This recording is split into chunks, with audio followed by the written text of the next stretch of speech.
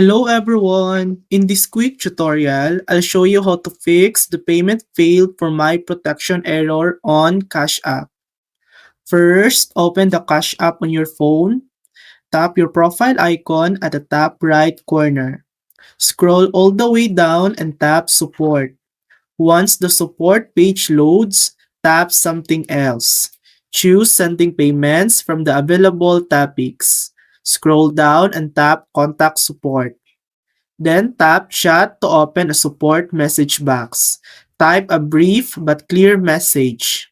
Tap Send. The Cash App team will review and respond with a solution.